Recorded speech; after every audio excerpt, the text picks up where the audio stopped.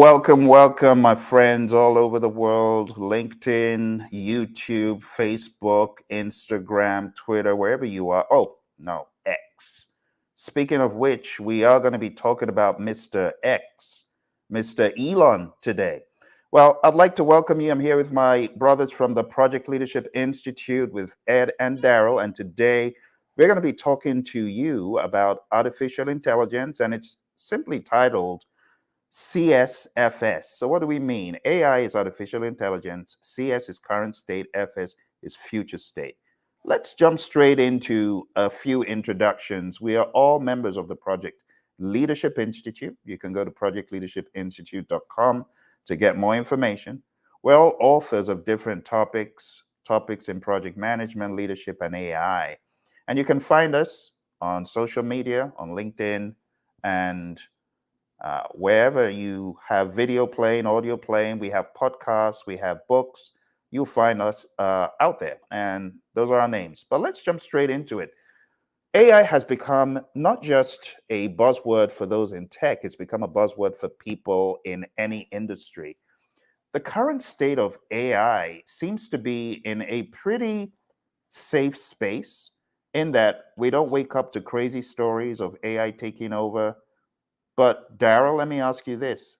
Do you think the stories of AI eventually becoming a draconian autonomous force? Do you think that there's any reality in that, or do you think that's just science fiction? At this point in today's society, I think it's not science fiction. We're walking closer to AGI in that perspective of using the 10 stages of AI. Hmm. What is AGI for the benefit of the watchers, Daryl, who don't have a clue? Artificial general intelligence. And how is that different from AI and ASI? So with the 10 stages of AI, you got the first stage with it, which is the rule of knowledge-based systems. The second stage is context-based and retention systems, and that's where you're interacting with chatbots like ChatGPT um, at a one-to-one perspective, not having the chatbot fully interact with you like a human being.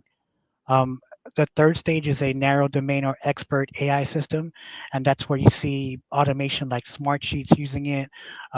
Primavera P6 has some AI integration, and also Excel also can integrate with AI.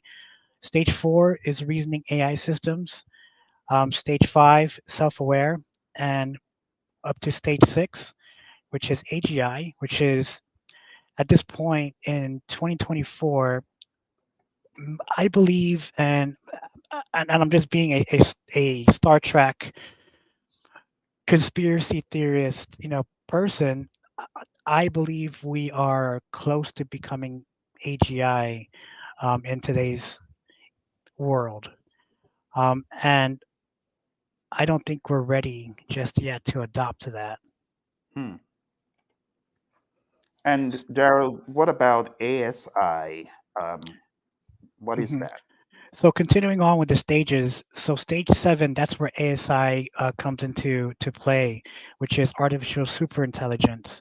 And from stages six to through 10, it's more the Star Trek level, the Megan movie, the movie by Tom Cruise, Minority Report. It's more in Hmm. that environment with stages six, seven, eight, nine, and 10. So stage seven is ASI. Stage eight is transcendent AI. Stage nine is cosmic AI, and then stage 10 is godlike AI, and that's where the impacts of humanity will probably be discussed at that point. And those are all stages that we will tackle as we proceed, Daryl. But let's hear from our buddy Ed. Ed, what are your feelings about AI? Does it make you what? Just fill the blanks in. Tell us how AI makes you feel based on what you've heard. That's a great question, Phil. I think for me, AI really is an assistant. to me as far as helping me achieve things faster than I normally would if I was just doing it myself.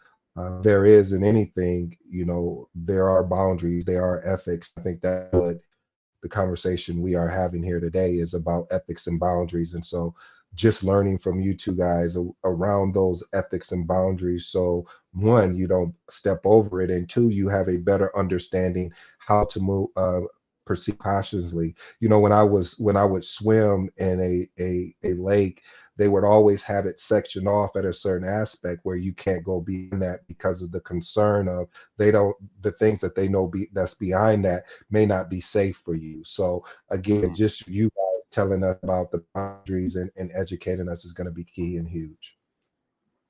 Thank you for that, Ed. Speaking of what you just mentioned, ethics, let's talk about ethics.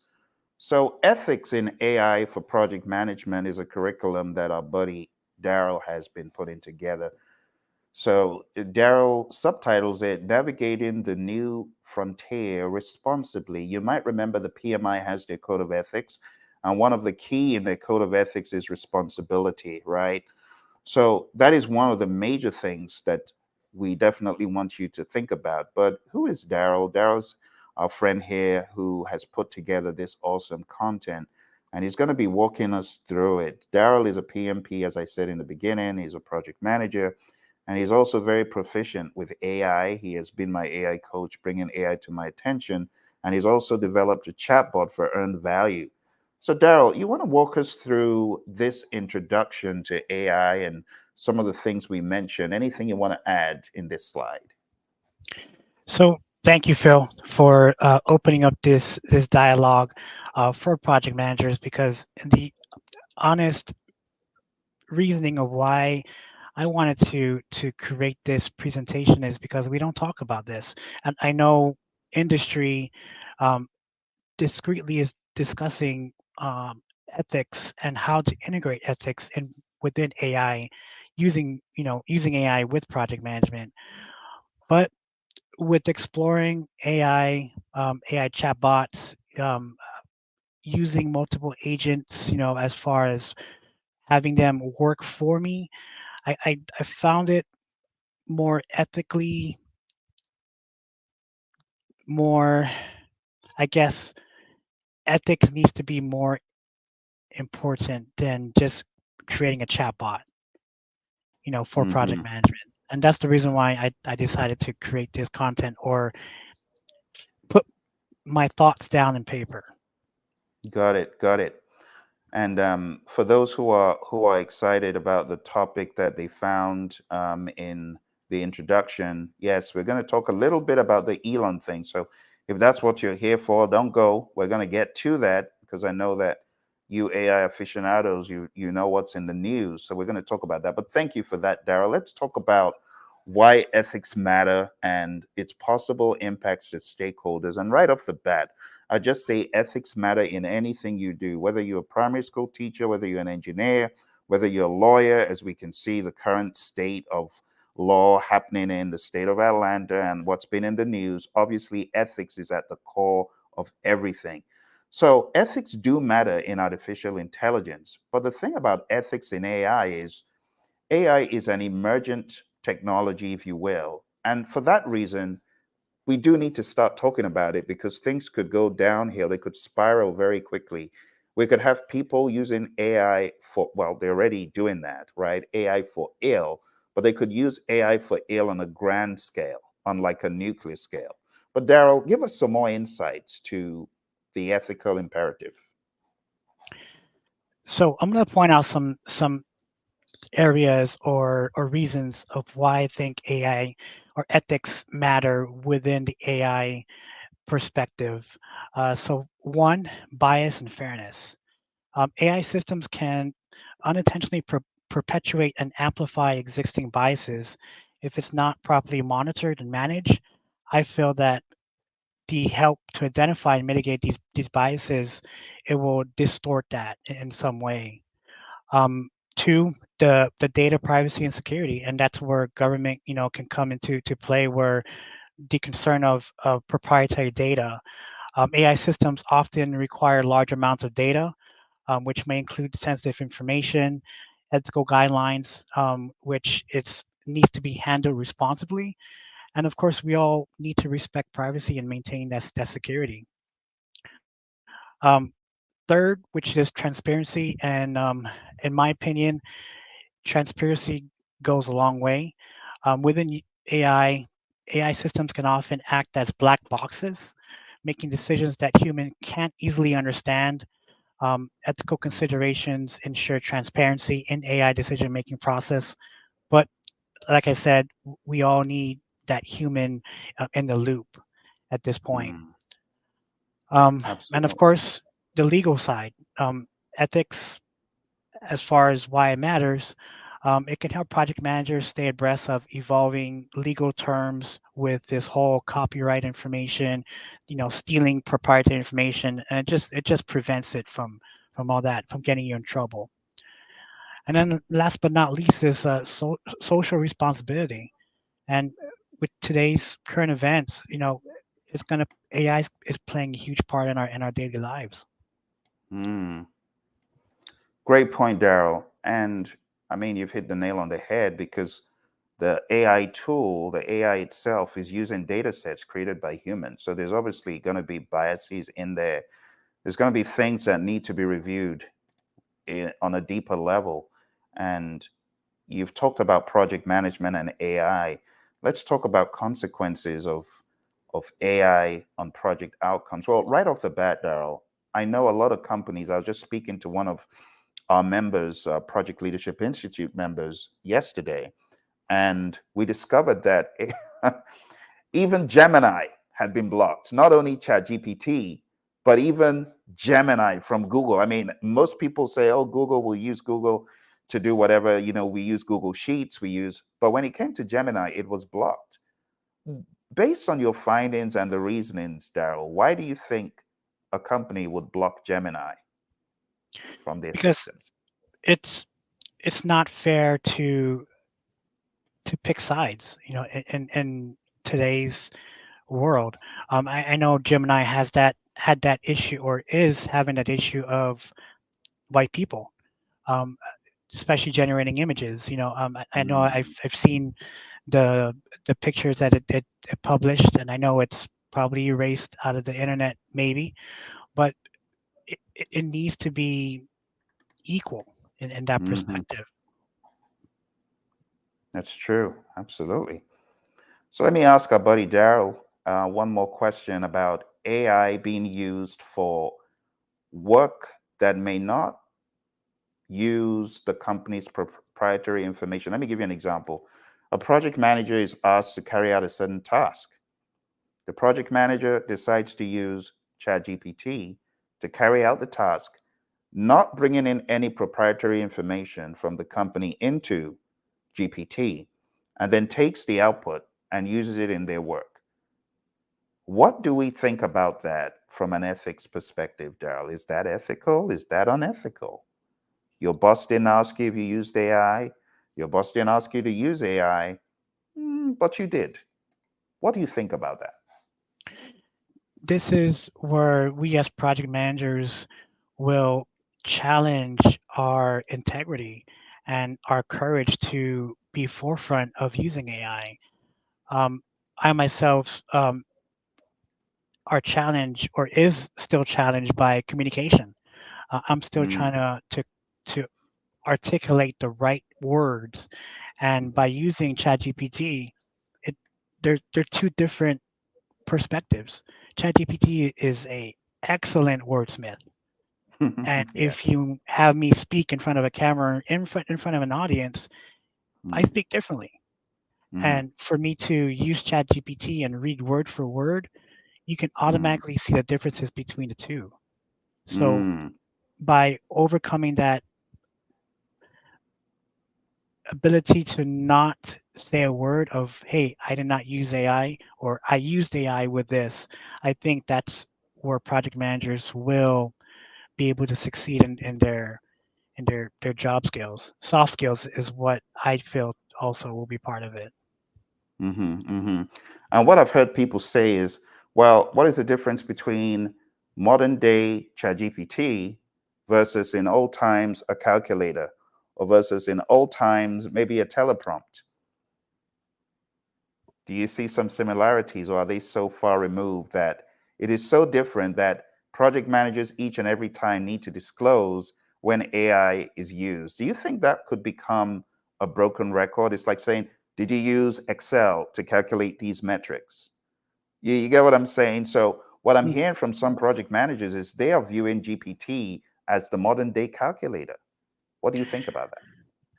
I'm going to agree to disagree with that, and that's my experience and take and use case with using AI in my daily life. Mm, Um, it's not just using a calculator. A calculator is limited. A calculator only calculates specific equations and so forth. Vice mhm, AI has been fed data from the way back from the Stone Age all the way up to the current day. So mhm, it's what we feed it. So there are two different perspectives of a calculator and using AI. I was in agreement with that a year ago of saying, okay, it's just like a calculator. Now I can say it's not because mm, the AI that we're training as a society, it's learning by itself and it's mm. providing accurate data based upon what we feed it. Hey, Daryl, Absolutely. I had a quick question, Phil. Last statement. Go I for want it. to build off that point that you were saying because that really just made me think of something. Because when you think about, uh, I don't know about you, Daryl, but when I'm sending a text, it's like it's already putting the words ahead of what I'm getting ready before I have to say it, and all of us, okay, now I don't have to spell that word out. But even let's step back before that, when the phone. We all, I used to have to, don't judge me, but I had a booklet of people's phone numbers until I remembered them. And then once I remembered them, I didn't need that particular booklet. But then with our phones, now it's just right now, I couldn't say, well, if someone just asked me Daryl's number, I couldn't tell them their number. I got to go in my phone and look and dial it. So I'm glad you put that. You went deeper on that, what you said of is not like a calculator because the information you got to feed it, and it sounds like what you're saying, it's getting smarter and it's getting faster on based of the context and information we're providing. Is that kind of what you're saying there? To separate conspiracy theories out there, it's not getting smarter, it's Okay. getting better at what it's trained to do. Hmm. It's becoming more autonomous.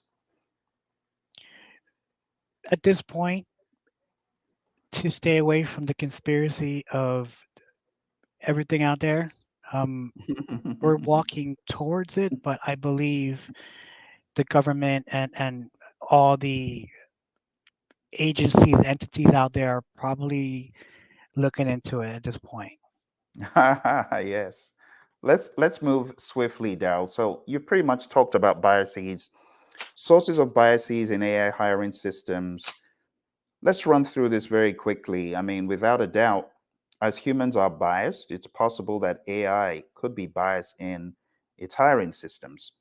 This is also something that people are requesting be brought to the table if AI is being used in hiring decisions, which it already is being, at least in for screening for interviews. People are saying that you need to come forth and declare it. What do you think about that statement? Should every hiring organization have to declare AI was used in determining the candidates?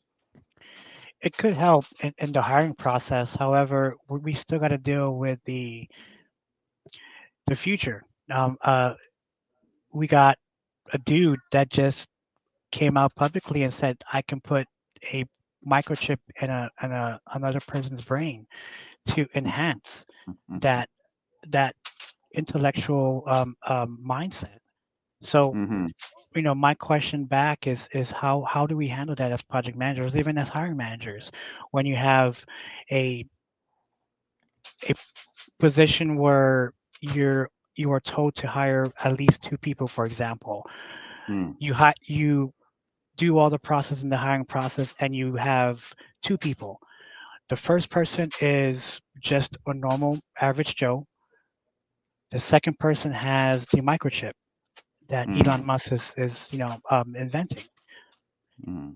How would you handle that in regards to, does that put that second person at an advance, just like a college degree? Well, Daryl, let's be honest.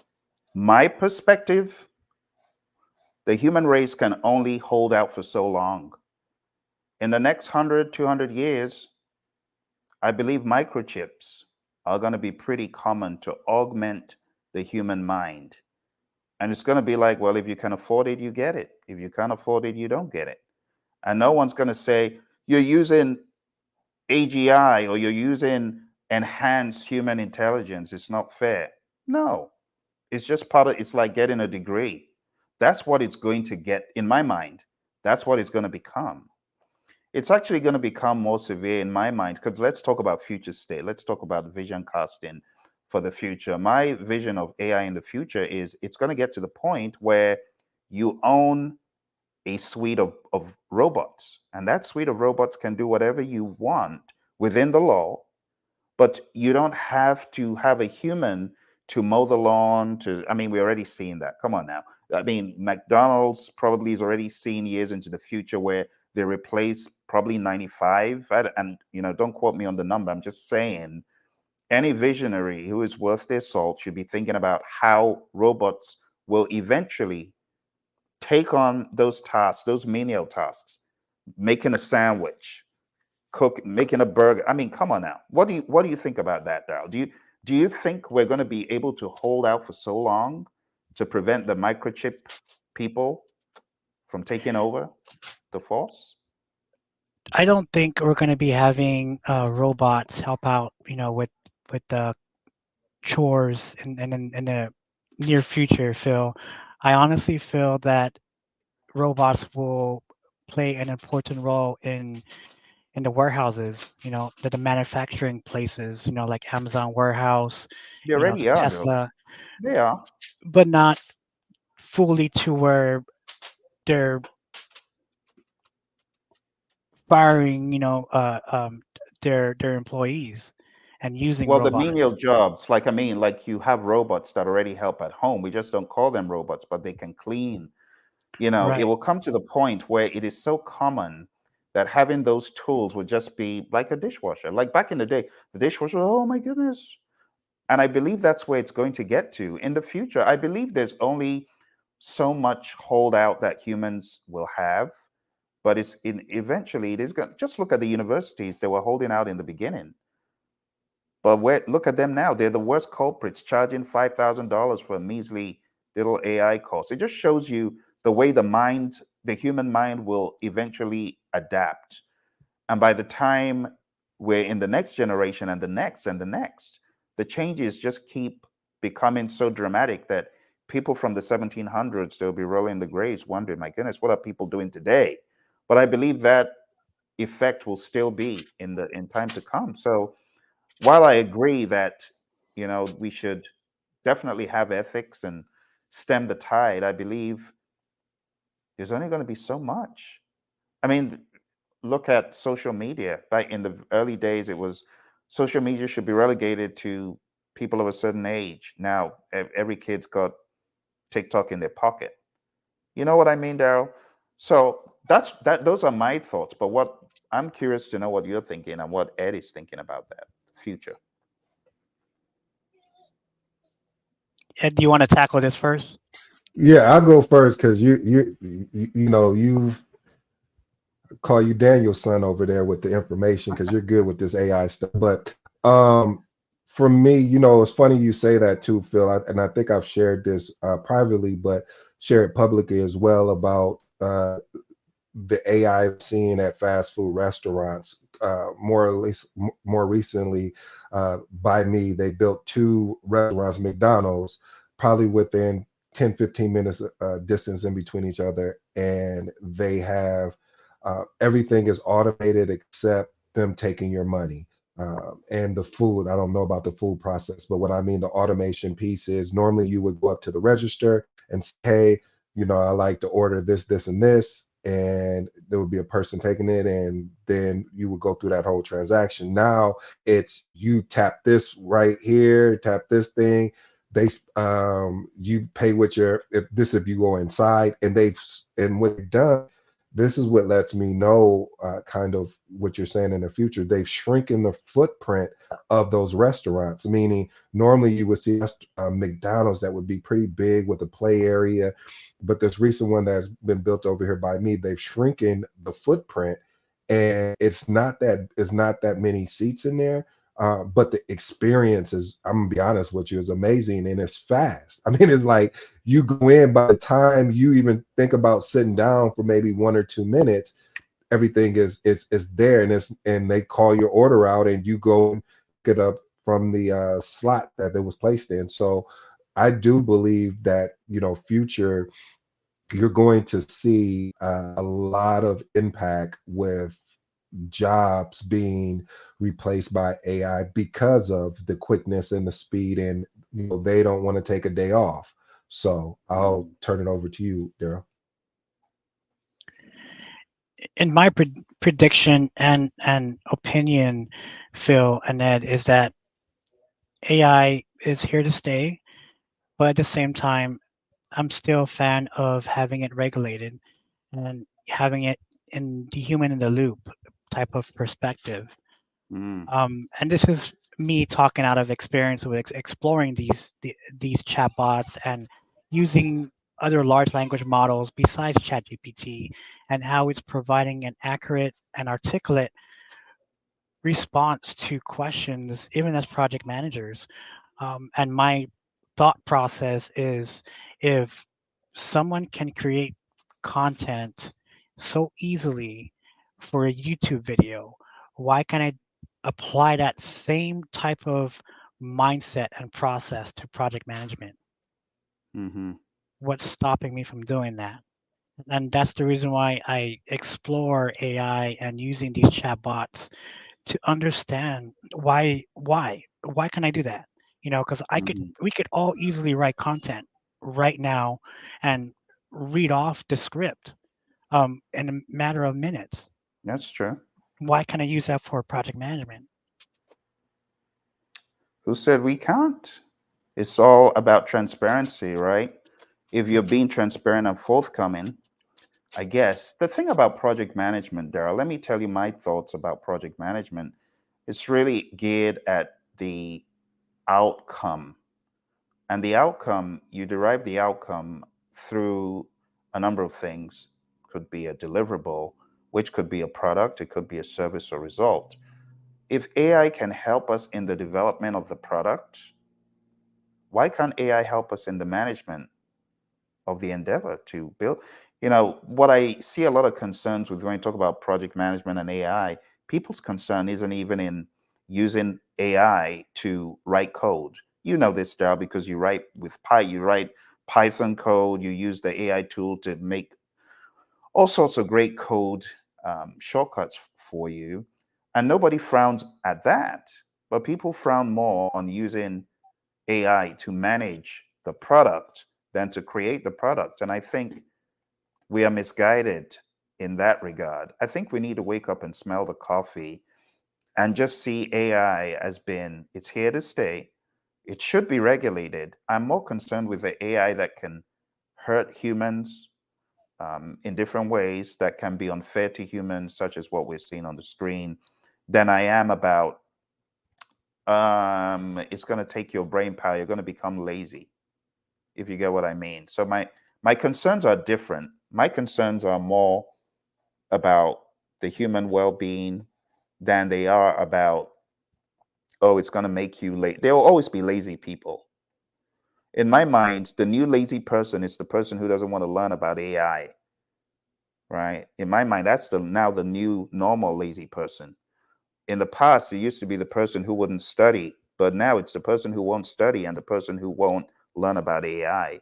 So they are dead in the water both ways. But that's just my perspective. But in the interest of time, Daryl, I would love for you to talk a little bit about the slides that we have not hit, especially this one. Let's go straight to the Elon story. Can you give us the 411 about the Elon story at a high level?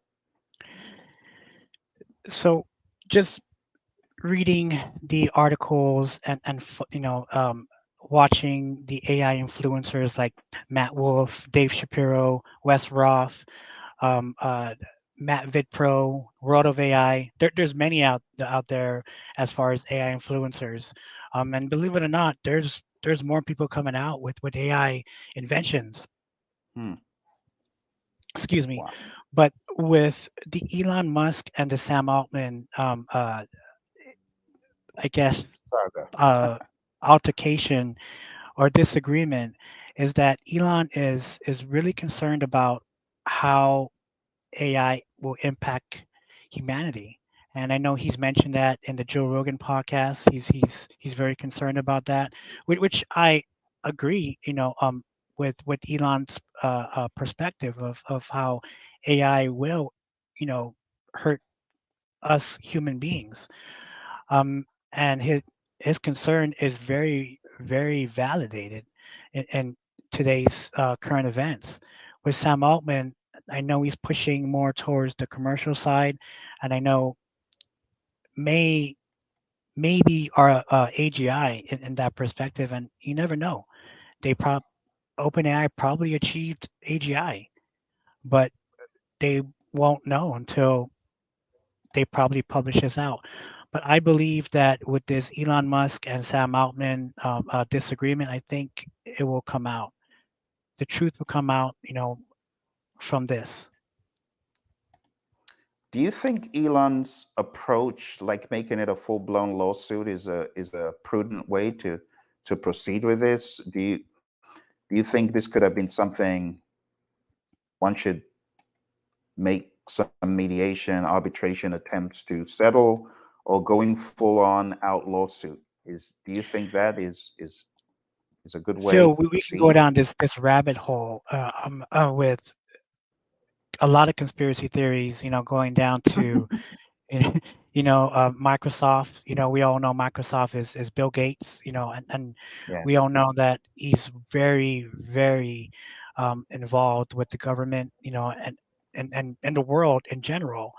Um, so Elon is probably concerned about where and how it impacts humanity. And like he mentioned in Joe Rogan's podcast, the OpenAI project is supposed to be open source, not closed source.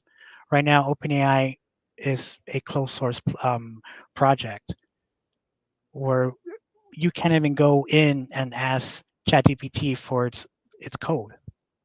You'd have Mm, to do some dissecting and some good questioning, good prompting to get that. I know there's people done it. I know software engineers and AI influencers have done it, and they have published it. They have put it out on YouTube. If you actually YouTube it, you can actually grab the prompt engineering data from ChatGPT just by using some mm. sort of questioning and reasoning. But Wow. with OpenAI and where it stands now, I believe they're closer to AGI than just AI itself. Mm, I believe so too. Yeah, absolutely. Ed, any thoughts on this news about the lawsuit between OpenAI and Elon? Any thoughts? No, I think Daryl is knocking it out the park with this. This is this is breaking news to me in a sense because I'm uh, learning the disconnect. Like I was looking at the slide in 2018. Elon Musk left. I didn't even know that. So just to continually to learn about these things is amazing. Daryl, you're doing such an amazing job. Thanks for sharing with us. Awesome. Well, thank you, Ed, for weighing in there because I know a lot of PMs who are watching, they see AI as been, it's not really in my domain. I'm going to leave it to those IT people. No, don't do that. Don't do that. Really dig into the world of artificial intelligence. We have a number of channels between us that regularly feature artificial intelligence. If you go to the Daryl, you want to mention your channel's name? What's the at? Is it at Influence IPM, or what is the at So on YouTube for your channel? my YouTube channel was at Influence IPM. Great. And then you can also get more on at AI Leadership channel. You can also get more on at Project Leadership Institute channel for AI. We're very enthusiastic about it. I have written 3 books on AI, about just how to understand AI, the basics of it. I've written the RGB prompt engineering model. I've written a book called the Hollywood model, which is for writers who want to use AI for that. I've written about AI superhero, and I've written about AI for project managers. And you can find all of these on Amazon. But before we go today, Daryl, let's talk about some really interesting facts about AI, which people may not know. And then we'll double back down on our next episode and talk about them. So when we talk about regulations and that there should be some legal standard, we're saying this not just because we want to regulate how people do business. We're doing it because AI has a massive footprint. Let's talk about AI's present power. 35% of businesses have already adopted AI, with that number expected to skyrocket in the coming years. AI is silently embedded in 77% of the devices we use, from smartphones to smartwatches. You may not even know that there's AI embedded in a lot of the tools you use. And a staggering 400 million jobs globally could be displaced by AI automation by 2030. In fact, there was an organization who my buddy Ed on the call here sent me information about, and we realized that there's a potential for 700 jobs, 700 agents in one organization to be replaced. It's very startling. And as far as the potential future, the AI market is projected to grow at a mind-blowing 38% annually, reaching value of over 1.8 trillion. In my mind, that's easily by 2030. In my mind, that's even an understatement at the way things are going. AI-powered healthcare diagnostics could lead to earlier disease detection, potentially save millions of lives. Before we got on, I was talking to my buddy Daryl about how you might be able to thwart crimes in the future with AI, right, Daryl? We're just having that discussion. I truly believe those times will come a lot sooner than we think.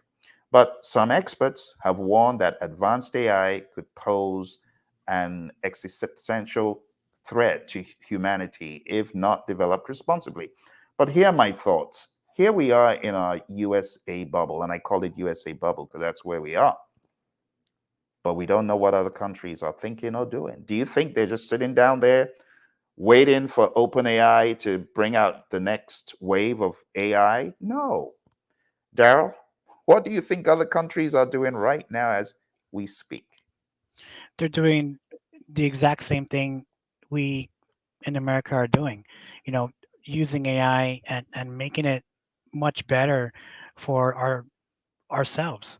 And the 2030 prediction is is publicly announced, you know, via YouTube and AI influencers. Um, and it's walking towards the the universal basic income, or UBI, or even Mm, UBS, which is the universal basic services. And that's where socialism comes into play, you know, and Marxism, whatever comes into play. But who knows? hmm. Those are really futuristic thoughts for those who have not thought about it. We encourage you to get on the wagon and learn a little bit more. We're not getting political here for those who are thinking, did he just say? No, we're not getting political. We're just being factual. That's what's to come. What I want to say in closing to our project managers is just be open in mind. Like our buddy Ed just shared, you got to be open in mind. Ed, do you want to share your closing thoughts before we hop off today? Yeah, I mean, I just like to say that, when you have an opportunity to be in a room with women like this, for them to take time out of their day. This is a Saturday. Most people are probably either just waking up or just doing their chores around the house, and now probably about to sit down. But these gentlemen took the time out their day to really extract from what they've been testing and basically experimenting on. And I think with AI, no matter of fact, I know with AI, you have to experiment, you have to learn. And the whole talk of this is the ethics piece of how to make sure you're ethical when you're doing and being transparent about what you're doing. So I'm grateful to these gentlemen that they take the time out to explain to us more about AI, and I'm looking forward to future episodes, and I'll hold them accountable. Okay, family? Thank you. Thank you, Ed. And in closing, we're just going to say be progressive in your mindset. Don't be closed minded about AI, be open minded to it to learn more about it. And beyond just reading about, oh, this is what is coming. No, actually understand a little bit about prompt engineering in your field. I want to challenge you personally to go on down to barge.google.com. It's now Gemini, but that link will still lead you there, or go on down to chat.openai.com, set up an account, begin to find out what this buzz is all about. Because I know there's still some people like the resistance holding on. I actually have a family member who said, I'm not going to do AI because it hurts people. Seriously? Serious? Okay. Well, with that, we're done for the day. From me, it's goodbye. And from my awesome brothers here, Goodbye. all Thank you. right.